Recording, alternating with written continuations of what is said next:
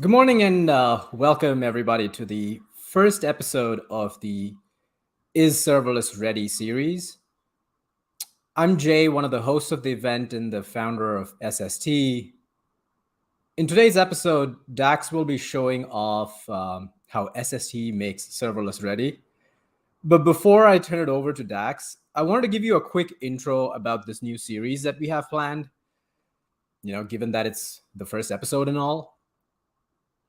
So this is going to be a series of live streams where you'll get to see demos and talks from people that represent what we're calling the next generation of serverless. And I'll talk about that in a second. But before that, we've made a slight change to our format. Instead of running this as one single sort of one-day event, we're splitting this up into individual episodes. And you might have caught that from the announcements, but it allows us to do a couple of things. One, it allows us to expand the field of speakers. We've gotten a ton of interest since we announced this event, and it was going to be really hard to fit everybody together in a single day. And secondly, it just makes these demos a lot easier to watch. You wouldn't have to sit through, like, I guess 6 hours of a live stream. Of course, you can still do that, as in, like, you can still sit down and watch all of these episodes together. But I think the new format will just make things a little bit easier. So unfortunately, if you were hoping today to see a bunch of speakers together, that's probably not going to happen. You're going to see Dax and a lot of him. You'll just have to hang on and just make sure you check your inbox. We'll send you an email when the next episode is coming out. And we've got some fantastic people planned. All right, enough housekeeping. What is this series all about? Let's rewind a little bit. We've been a part of the serverless community since about 2016, so about 6 years. Many of you have known us for nearly as long, and I think we've all watched this amazing community take shape together. And it's been based around the simple concept of just write your code and everything else is taken care of. We've gone from thinking about serverless as being this sort of like fringe idea to it becoming something that developers just expect every single service to have. So much so that the S in AWS, and don't quote me on this, but I'm pretty sure they changed the name to have the services turn into Amazon Web Serverless. Again, don't quote me on that one. Even though, if you've followed along with the recent reInvent announcements, and this is a bit tongue-in-cheek, but some of their serverless services weren't like truly, really serverless. But that's kind of what makes me really excited about the series we're starting, because starting around 2020 or so, we started noticing a shift in the industry where the first wave of these serverless tools and companies had in some ways stalled, or they'd gotten acquired, or many of them had just moved away from the premise of serverless itself.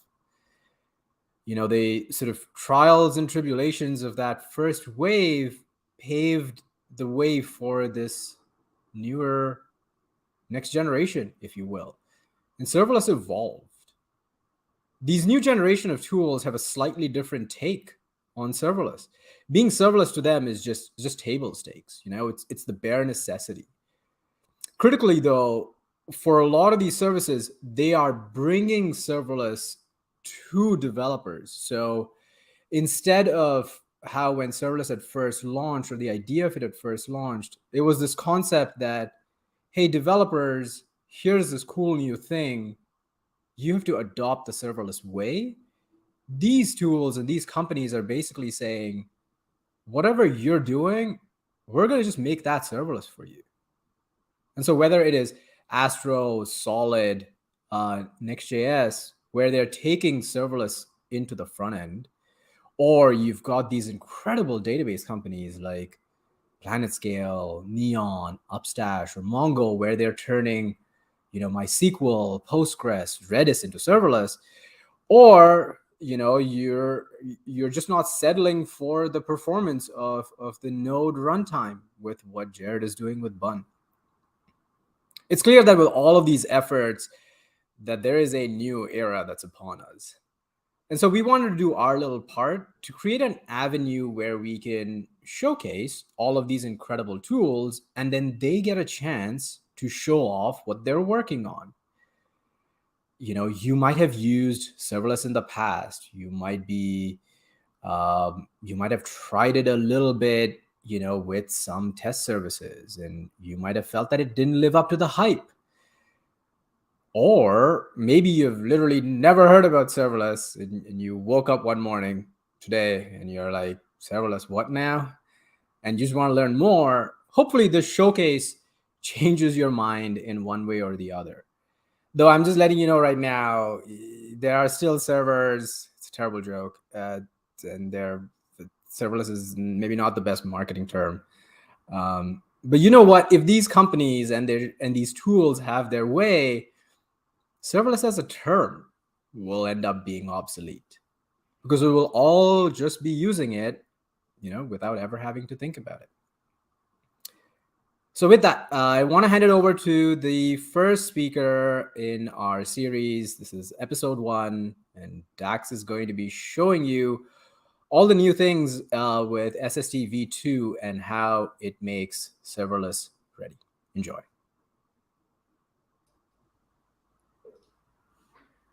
Hey, everybody. So today I'm going to be showing SST 2.0.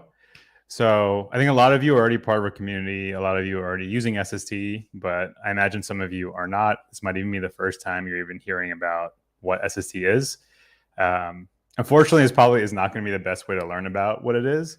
I'll give a little bit of an intro, though. So we are a framework helping people build applications on AWS. The framework tries to give you tools to build and what we consider the best way to build on AWS. And in our opinion, the best way is to really leverage all the serverless technologies that AWS offers. Our framework is very focused on being TypeScript first. So you can do everything in TypeScript. You can write all your infrastructure code in TypeScript. So this involves spinning up databases, spinning up queues. You can write your application code in TypeScript. You don't have to. It works with other languages. But if it makes sense to use it everywhere, and it's all you need to ship your app to AWS and have it more or less handle an infinite amount of scale. We really focus just on the serverless pieces of AWS. There's a lot of rough edges that you would normally run into if you just try to do it on your own. And then thanks to our community, we've developed some really good practices, really good tools, and as of today, if you want to build an application on AWS, we think, of course, we're biased, but we think this is one of the best ways to do it. So that's what SST is, and SST hit a 1.0 last year, and we did a whole event where a bunch of you even spoke at it. And the past couple of months, we've been cranking on SST 2.0. The thinking behind it is the set of features we have are pretty good. And like Jay mentioned, there's this whole new set of serverless companies that are out there now. And we're really inspired by them. They have incredible DX. They've really raised the bar, raised the expectations on what developers expect of their tools. And we knew that SST 1.0 did not really meet that bar. It's better than everything else in the AWS world, but if you compare it to just all the options that developers have today, it really isn't that good. And a key part of that is performance. So we are limited in a lot of ways, because we build on top of other tools like CDK and CloudFormation. There's only so much that we can do, but we really weren't hitting that limit with 1.0. There was actually a lot that we could do that we didn't. So 2.0 primarily was an effort in let's make SST as fast as possible. So the day-to-day experience of using it, all the clunkiness, all the rough edges, are smoothed out to the best that we can possibly do. So it was a lot about performance. It mostly operates the same as 1.0. Some of these performance changes and refactors we did unlocked a bunch of new features that do add additional functionality, and I'll go over some of that today. But for the most part, you can kind of expect the same solid framework that you've come to depend on, just with better performance. And some of our early preview users have said that they're actually feeling the performance, and it does feel a lot better. We always worry when we work on this stuff. It was like 1,000 little things we did, and it's kind of like we spent several months doing it, and we wonder, is it going to be worth it? And the early feedback has been great, which has been awesome. So yeah, with that, I'll dive into. Let me share my screen here, and I'll dive into some of the new features that we have. All right, so hopefully everyone can see this clearly. So first thing, Monopackage. So this might seem boring and like just who cares about Monopackage, but it actually makes, I think, a significant difference. So previously, to install SST, you were managing a bunch of different packages. You were managing at serverless stack / CLI, at serverless stack / resources, at serverless stack / node, at serverless stack / static site env. You had to install a bunch of packages to kind of practically use SST. We do a lot of frequent updates, so keeping stuff updated was kind of annoying. It's a bunch of different packages to manage and keep updated. So we wanted to make this a lot simpler, and we are incredibly fortunate in that we've been able to acquire the SST npm package. I have to credit Frank for this. We tried to get it for, I think, a couple months, and it didn't seem like, because there was already some other package that was using it, wasn't very active. We tried to reach out to them, and it wasn't really going anywhere. I think me and Jay kind of gave up. We're like, oh, okay, I don't think it's going to work out. But Frank just kept finding different ways to try to get in touch with the person that had it. And eventually he did. So now we have the SST package. I was super sick of typing out at serverless stack / resources every time. I don't know if you all had to type it out as much as I did, but again, minor annoyance, but that's what good DX is about. It's about looking at just these little things that just sap your energy every day and fixing them one by one, and they add up to something nice. So that's what the reason we did this Monopackage thing. So now you just need to install SST. It contains all the functionality you need. So if you're going to import any of your constructs, like a bucket, a job, queue, whatever it is, you import from SST/constructs. If you're going to import any of our node code to use in your Lambda functions, you can import from SST/node/config. And we have a bunch of other things that are located in this package. Combining into a Monopackage isn't actually that simple, because a lot of this stuff is used in various different places. We have constructs that are used in your infrastructure code. We have other stuff that's used in your Lambda code. Bundling all this in a way that made sure that this code didn't leak. You don't want your infrastructure code accidentally leaking into your Lambda code and then having that your bundles be bigger and your code starts being slower. So we took a lot of care to make sure that stuff was structured correctly, that it worked with ESM, that it worked with TypeScript, that it worked with a new version of TypeScript, that it worked with people not using TypeScript at all. Packaging in Node is very hard. We put a lot of effort into learning all about it and doing it correctly. If you are building your own library and you have questions on how to package stuff, just come ask me and I will help you. It is very tedious to figure it out, but we figured it out for this, and hopefully I don't forget this knowledge. So if you ever need help packaging something, please let me know, or I'm happy to help. So that's pretty much everything on the Monopackage. Yeah, just the other thing is, I think some of you are using static site env, which is like a separate CLI. It's now built into just SST. Just you can call it SST env, and that'll load your environment variables into your front end. So just a bunch of little ergonomic benefits from going into Monopackage. So next one. The next one, again, feels minor, but I think it actually is one of our biggest updates. So we now have a new config file. So previously, if you were setting an SST project, you create an sst.json file. And this contains some configuration options, like the name of your app, the region it deploys to, just a few options like that. We now let you configure this file using JavaScript. And it seems like a minor change, but it actually unlocks a whole lot of automation and just little annoying things that go away. And I have a little demonstration of that here. So because it is a JavaScript file now, you can generate your config using any kind of logic that you want. And to be honest, we don't really know how people are going to use this. And this wasn't even our idea. This actually was an idea that came from the community, where people wanted to automate certain things, and letting people define their config as code really unlocked that. One of the things that I'm using it for is defining my profile.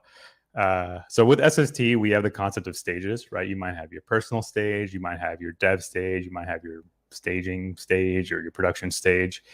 And a lot of people are using different AWS accounts for each one of those. So you'll have a different AWS profile for every stage you deploy to. It was annoying to have to specify both your profile and your stage every time. So what I've done here is I've defined how all my stages map to, so Iron Bay is like my personal little test environment, how they map to the various different AWS accounts. And I can say here, depending on the stage, choose the profile. So if I'm going to deploy to staging, it's going to use the Iron Bay staging profile, or otherwise it's going to fall back to my default Iron Bay dev profile.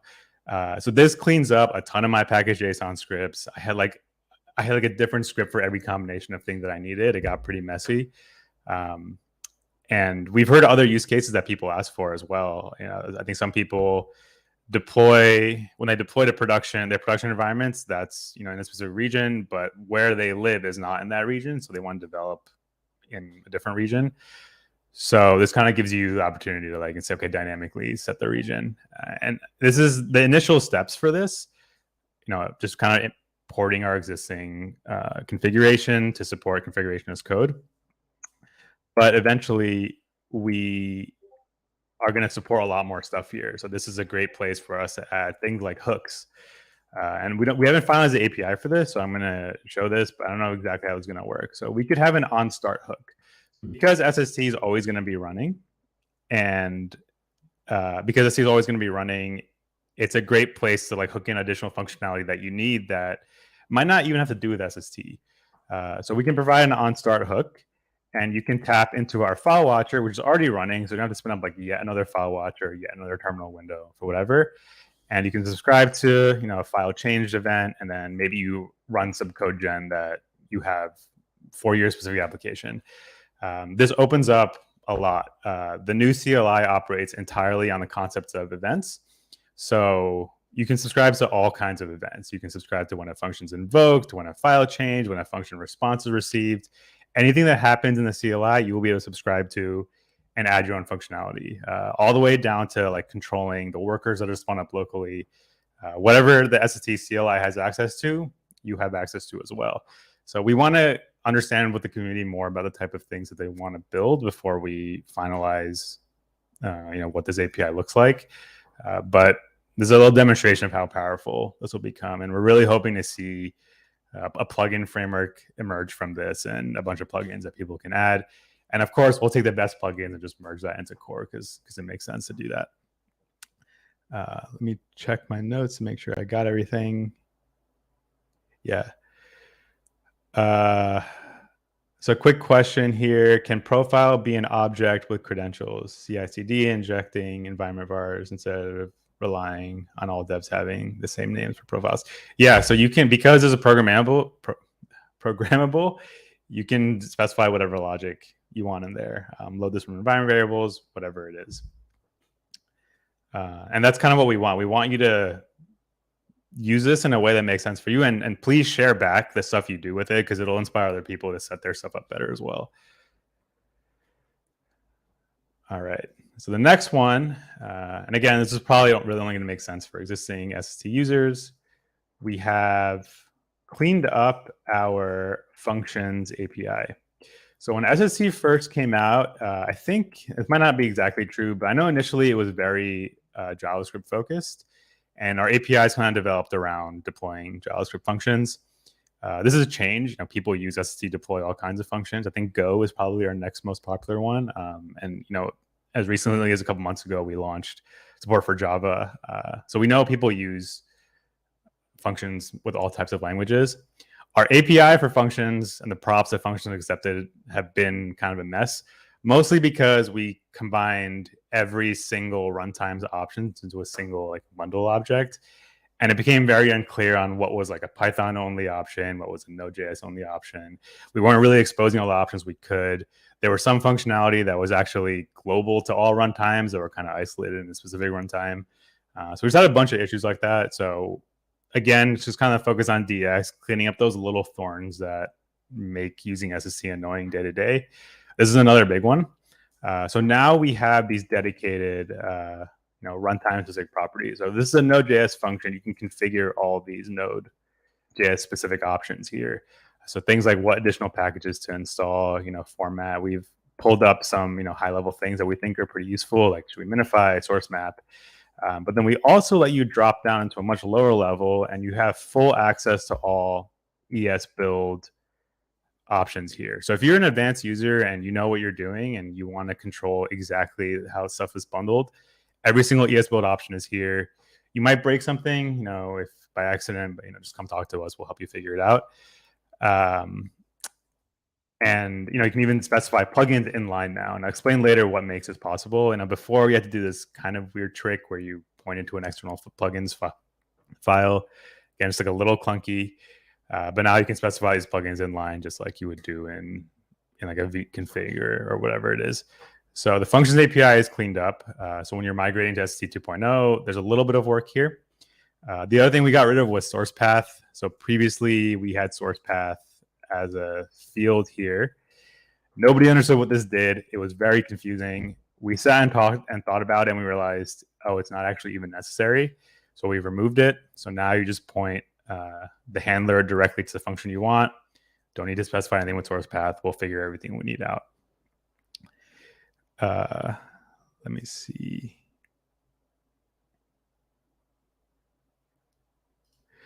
So I see a few questions here.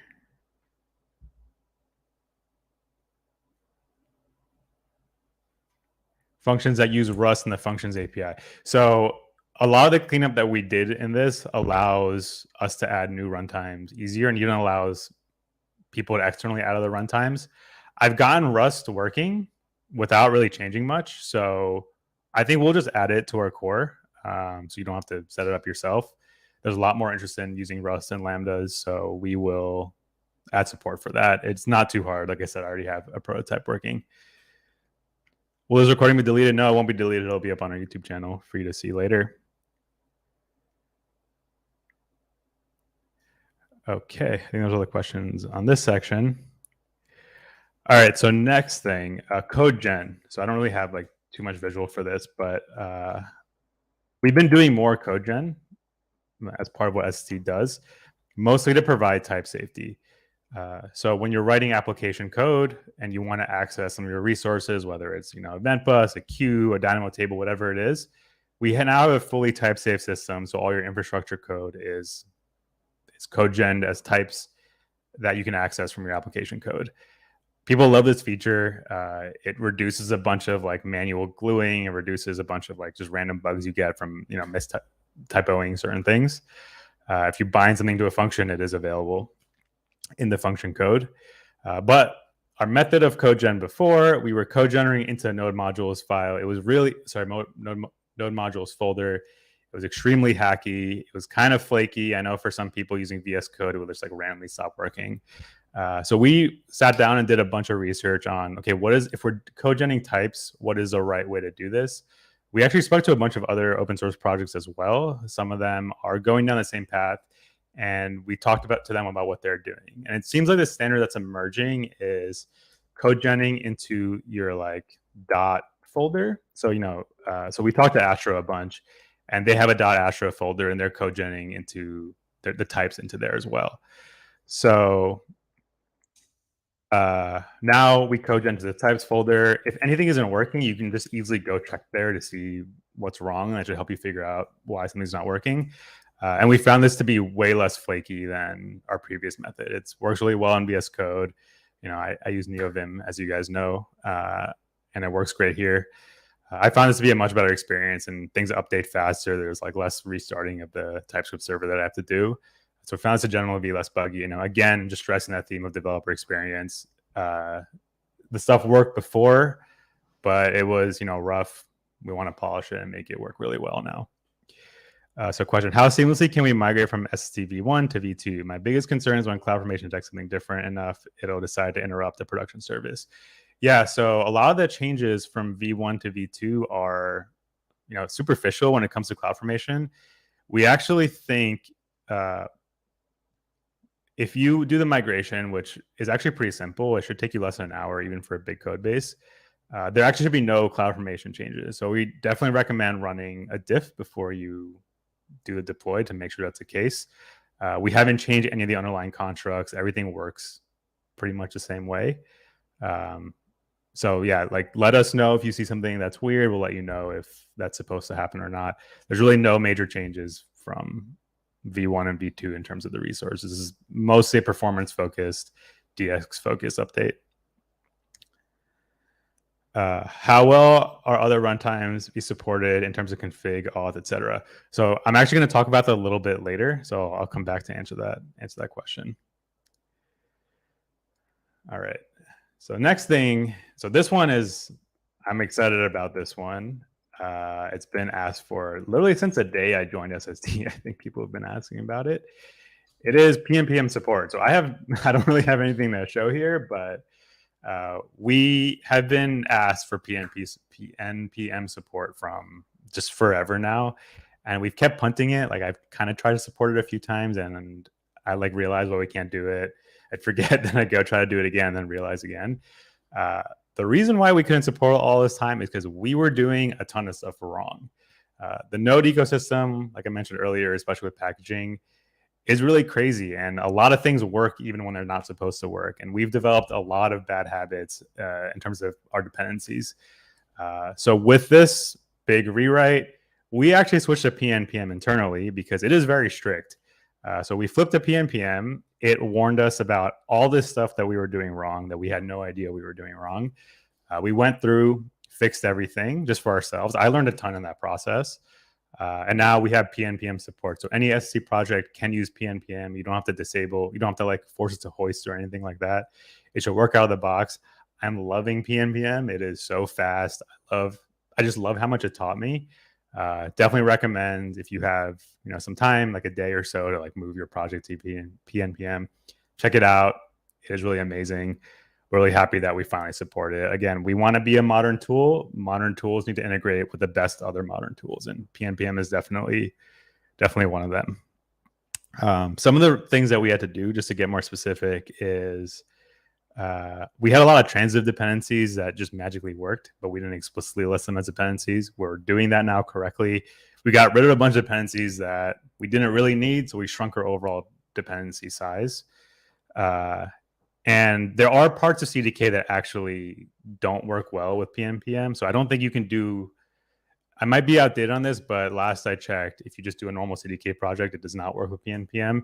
So we had to avoid those parts of CDK that cause those issues. But everything works great now. Does that mean it'll work well with Yarn 3 without node modules as well? I haven't tested it yet. If you're referring to the plug and play thing that Yarn was trying to do, I don't know if it'll work well with plug and play. That effort gained some traction a while ago when it was initially announced.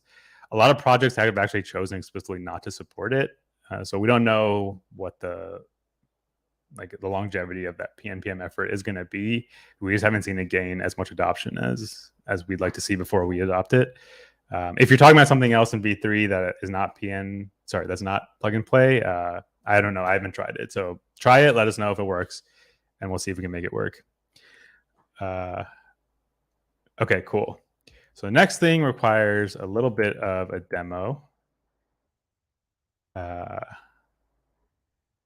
man, I think my login might have expired here, but I'll try it. So we have also overhauled the UI in the CLI. So it's weird to think of a CLI as having a UI, but it does. The main way you interact with SSC start is by looking at the stuff it prints out. And we weren't super intentional about this before. We had some intentionality behind it, but we didn't really think about what the best UI experience would be like.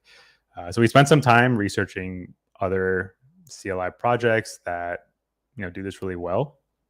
and we try to emulate some of it. This probably is the most early stuff. We definitely need more feedback on a lot of this and to see exactly what we should be doing. The initial feedback has been good. People are saying that the output from the CLI is a lot more readable and a lot less noisy. So I'll give you a quick demonstration about what this. Okay, so my session expired. Let me just fix that really quick. You can see a little bit of how the error reporting works. It's still a stack trace, but the errors are a little bit clearer. We have a nice link to our Discord, and you can pretty much just copy paste this stuff and send it to us, and we should be able to figure out what the issue is. We've also overhauled our debug log. Debug log is a lot more structured now. It has very accurate timings on how slow everything is. So if you have any issues that are maybe tricky to figure out, you should be able to send us a debug log, and we should be able to pretty quickly figure out what the issue is. So that's kind of an internal thing we did. So I ran SST start. Yeah, I'm gonna run that again because it went a little quick before I could really talk. Let me make this bigger. So you can see that SST start, it's gonna start up right away. It's ready for function invocations right away. When there is stack changes, it switches to this other screen where you can see all the changes going on. And I'll demonstrate that a little bit better in a second. You have the outputs here. You can see we kind of fix the colorizing so it's a little bit more readable.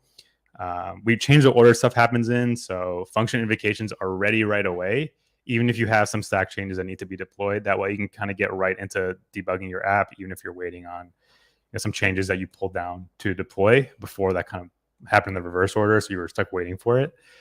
And so we'll do a quick demonstration of what happens when I'm going to change this environment variable.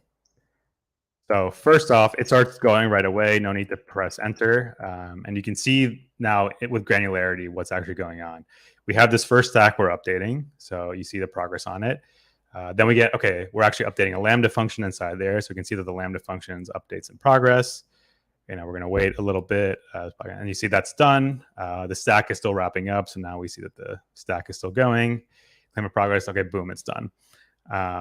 So this will help you to understand, because there's a nice breakdown of all the resources that are being deployed, and there's a spinner with each one. You'll start to get a sense of what stuff is a cheap update. Like that environment variable update, again, not as fast as any of us would like it, but relative to some other stuff, pretty cheap, pretty quick. And you'll start to see certain updates take longer, and that'll kind of give you a good intuition around if I'm making a change, it's costly, or this change is cheap. Again, just focus on the DX of giving you as much information as possible so you can develop really good habits around things. Like you might want to batch a bunch of changes together because you want to go take a break for a little bit. So giving that ability to understand how long things take, I think will go a long way with that. The other thing is all that was a lot faster, I think, than you normally see with SST 1.0 at least.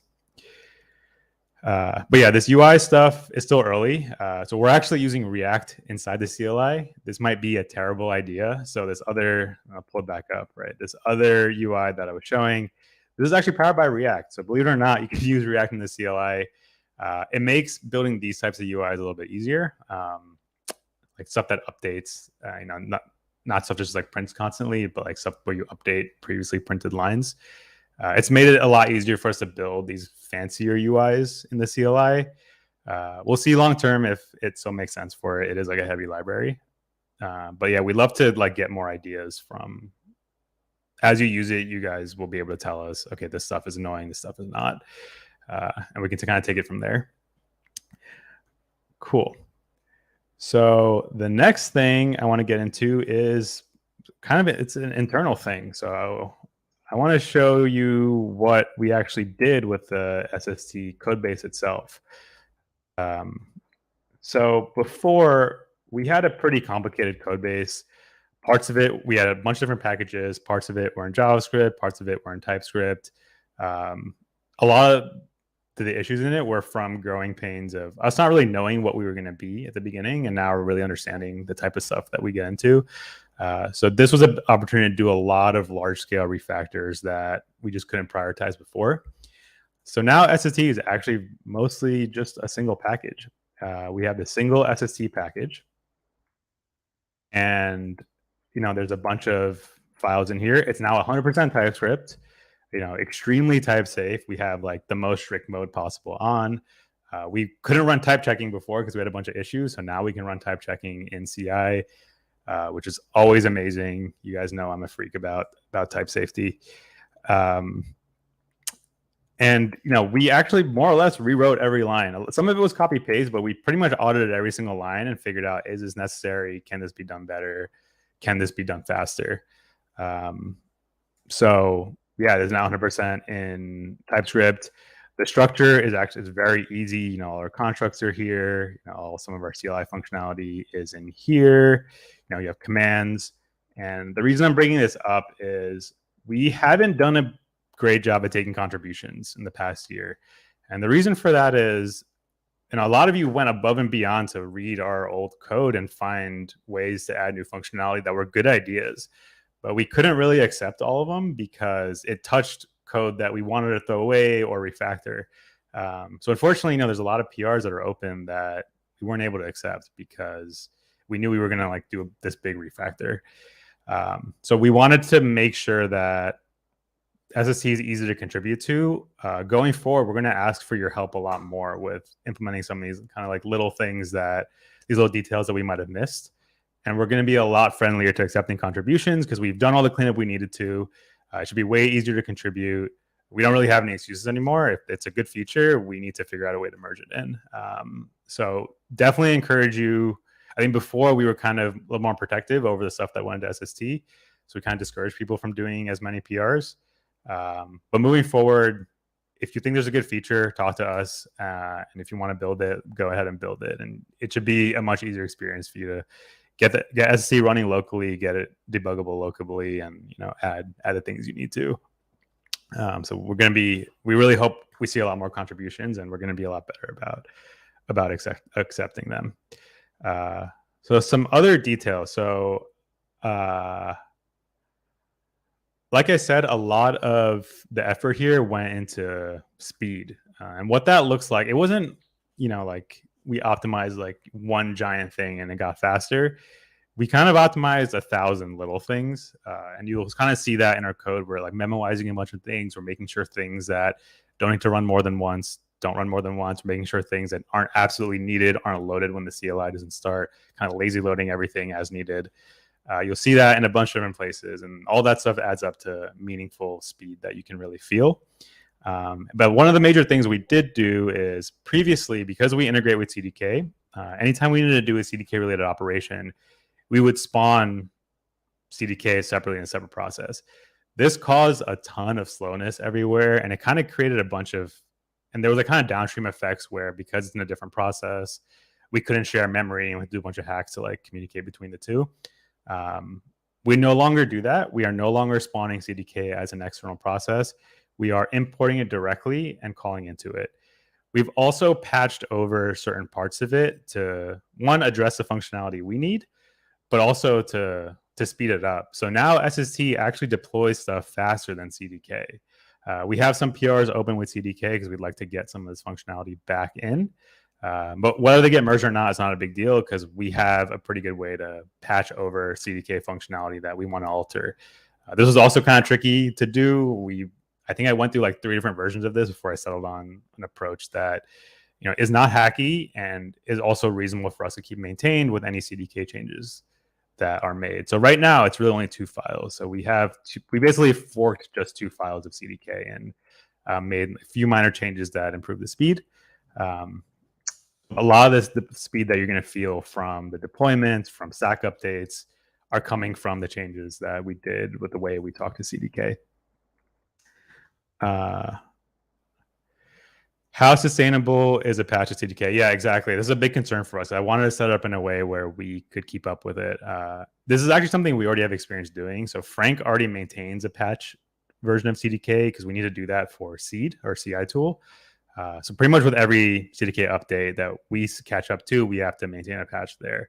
This new approach of patching is actually a lot simpler than what we had to do before. So this should actually make it easier for us than we've been dealing with in the past. The files that we're actually patching don't change that often, and we're very familiar with how they work. So keeping up with changes should be pretty easy. How inclined are they to merge PRs in? I mean, you could feel free to go search the CDK repo for the PRs I've opened. I've had some conversations on some of them. Some of them have been accepted. Some of them have not, just due to kind of decisions that happened a while ago from people that aren't there anymore. So it is a bit challenging for us to, collaborate with CDK, but we are working to build a better relationship with that team. I'm actually meeting with some open source people from AWS at the end of this week to figure out how we can work more collaboratively. All right. So, okay, a few more things. Another thing we did, let me open up favorite drawing tool, Excalidraw. So we also overhauled the live debugging system. So here's a quick overview of what it used to look like. And it actually mostly looks the same, but there's some details that make it quite different. So we have, the way we do ST start, how we do live Lambda debugging so that your Lambda updates are instant. We have your computer. It connects to a WebSocket server that we deploy on your behalf when you first start up SST with a new app, which is also connected to a Lambda function. So when a request for a Lambda function comes in, it gets forwarded to the WebSocket server, which gets forwarded to your computer. Your computer processes a request, sends a response, and it goes back all the way through. So this worked, and to date, this is the fastest way of doing Lambda debugging. There's some other alternatives, like CDK has their watch tool. I know SAM has like their approach as well. Those are all multi-second updates. This approach already is like, I would say, like sub 250 millisecond updates. Depends on your computer and then how far you are from these data centers, but it meets the threshold of like, okay, it's not super noticeable.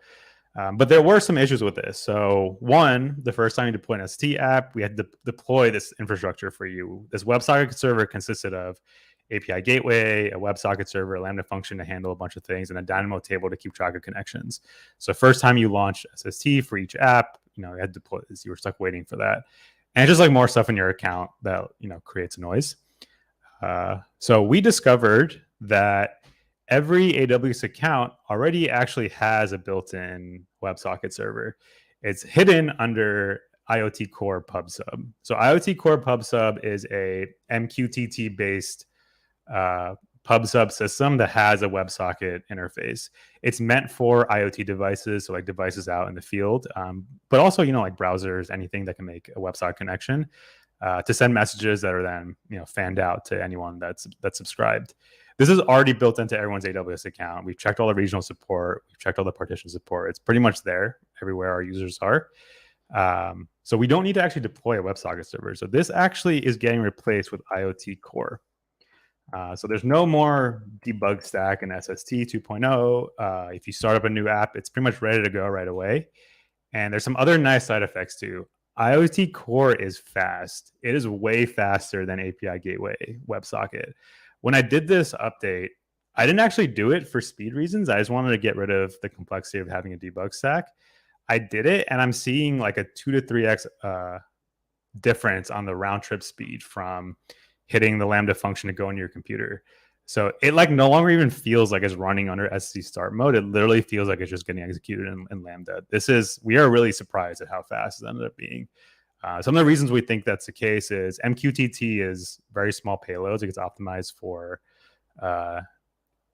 just being fast and working on these low power devices.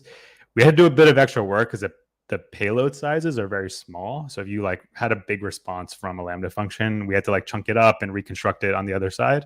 But even with all of that logic, it is super fast. So it's one of my favorite things. I remember I sent the demo to the team and they were like, wait, what is this? Like people didn't understand that I was running on the computer because it just felt as fast as a production Lambda function. So overall, it's going to be faster, less to deploy, less stuff to deal with. So it is a win-win overall. So quick question here.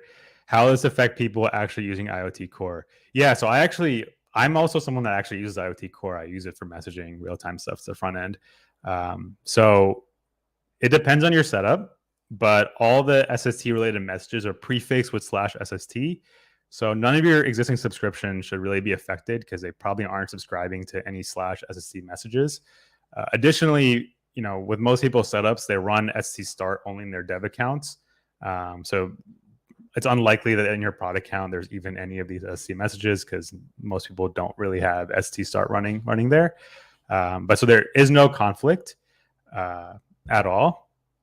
It also opens up some interesting things. We can start to think about collaboration features, right? So if you're running ST start, all the messages are going to IoT core. Someone else can subscribe to those and kind of see what's going on. So we can do cool stuff where people can access the SST console, like the web-based console, but against someone else's locally running setup. So we haven't figured out exactly how we're going to use that yet, but it opens the door to a bunch of really interesting things like that. But yeah, it is fast. It is awesome. Okay, so last thing I have, and this probably is the biggest thing, so that's why I saved it for last. So we have a few things that we're not going to fully demo today, but we're going to give you just kind of a teaser of the direction we're heading in. Let me switch back to the other project. All right, so one of the new directions that we're taking SST in is we want to be a bigger part of the web dev community. Most of you are building applications that are web applications, and we're kind of in a renaissance right now where there are a lot of really cool new ways to build web applications popping up.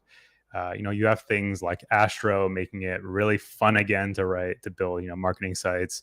You have things like Solid Start making it really easy to build really performant server-side render applications with a lot of really interesting stuff going on there. And of course, you have Next.js, which is a behemoth that pretty much is the only way to use React at this point. There's a lot of interesting stuff happening in the front-end world. And it's, as someone that's in AWS, we're kind of left out of a lot of that because a lot of these projects are optimized to deploy to Vercel or Cloudflare, and they don't really think about AWS as much.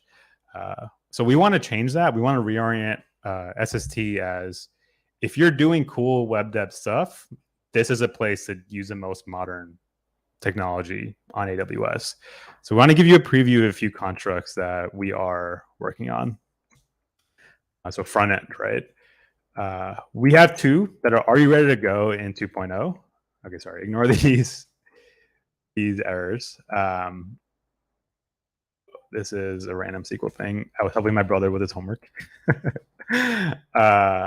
Okay, so we have, first off, Astro site. So this is a construct that lets you deploy an Astro site. And by default, it deploys to a regional environment with a CDN in front of it. And we put in a lot of effort to figure out the most optimized way to deploy this. So all the static assets get served by a CDN. If you're using SSR, the SSR will run a Lambda function that's forwarded through the CDN. It is the best way to deploy Astro to AWS. We've worked with the team to come up with adapters for Astro. And we've done a bunch of performance benchmarks. We get good Lighthouse scores with this. And also we have support of going edge true. So you can now even deploy your SSR to Lambda edge. And not everyone needs this, but if it's a marketing site, sure, why not go straight to edge?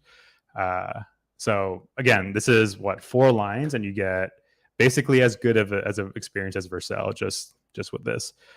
This interface is borrowed from, I think the first time we did this was with the Remix site, right? So Remix site also looks almost exactly like this, with the same edge true option.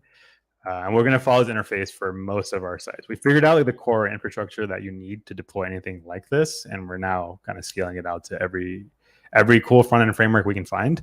Solid Start is another one, and Solid Start is in beta.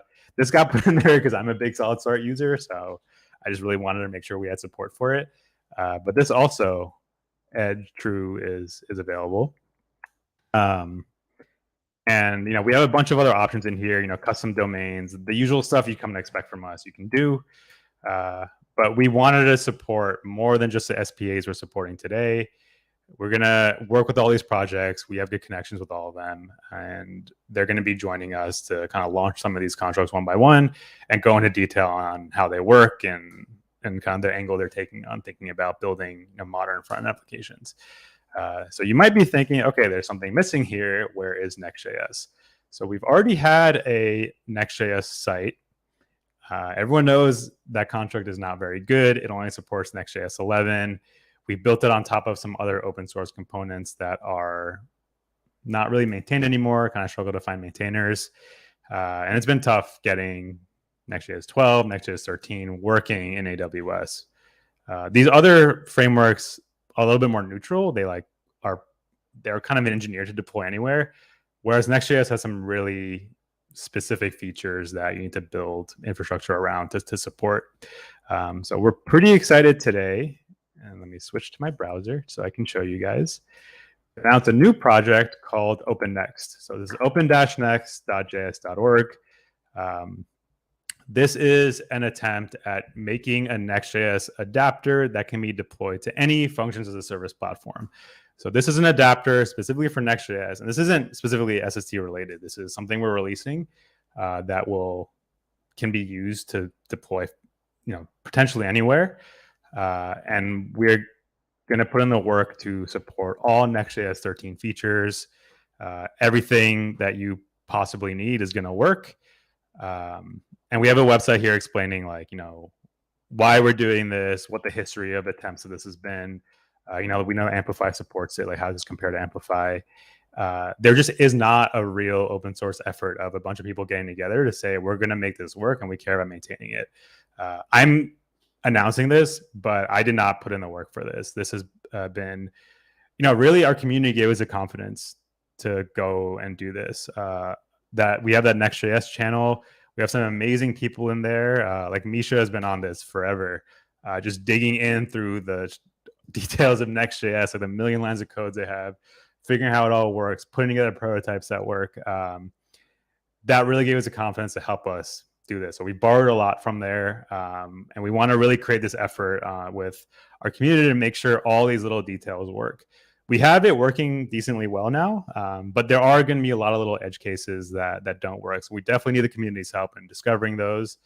Like I said, this is another code base that we're going to be really into accepting contributions for. We really want this to be a community effort in getting Next.js working in places outside of Vercel. And of course, we're going to have a revamped SST construct for it, but this effort kind of goes beyond SST in general. And we're hoping that there's kind of a few disparate efforts at getting this working. We're hoping they can centralize here. There's just a lot of energy in our community around getting this to work. So we'd love to have you take part. If you're a big Next.js fan and you want it to work in AWS, join us in that channel and help us out. So a few big announcements here on the front end side. What is the link for this? Some people on my team try to do this. So, okay, it's I can't zoom in the URL portion of my browser. It's open-next.js.org. I'm going to post it in the chat. It might be a little delayed, but it'll be in there. But we'll share it through our Twitter, so you can find it later. And that is everything. So that is all from me. So again, just to summarize, this was a demo of everything we put into SST 2.0. I guess the question is, what's the status on this? So right now it's like we're setting up for a release candidate. You can go try it. There's a migration guide. Like I said, there's a bunch of changes because, like the Monopackage and stuff, but they're pretty trivial changes. Most people have been able to, like I said, do it in under an hour. There really shouldn't be any major underlying resource or infrastructure changes. So if you feel like you have some time to give it a shot, try it out. We need some help catching any missing features or missing bugs in there. I know I have a list of things that I need to get through as well. But this is ready to be used. I'm actually using it for my own projects. And we're hoping to get everything wrapped up for an official release in the next month or so. But that is all from me. Yes, I don't know if I can kick it back to Jay. I don't know if Jay had any closing remarks here. Yeah, I mean, it looks like we've covered most of the questions. We're sort of talking about about SST here, but moving forward, some of the other episodes that we're going to have, and wink wink hint hint, some of the folks that we'll be having on here are people that we've been working with. So with the Astro one, I think is a good example. Solid, same sort of thing. And that has allowed us to kind of put some efforts together and release some things that we clearly just can't do on our own. And so this episode's a little bit different in that it was obviously more SSD focused, but moving forward, we're going to shift the spotlight onto some of these other folks that are helping sort of change how serverless gets built and used. And so hopefully you guys can kind of join us for some of those. We don't have a hard schedule just yet, but we'll be releasing some of that and kind of time it with some of our releases as well. Just taking a look at if we've got any other questions, but it just seems like some good comments. So thanks to everybody for coming out. I think we're coming in on an hour. That's a good amount of time for us for this episode, and we'll keep you posted on everything else. Happy holidays to everybody, and we'll chat soon.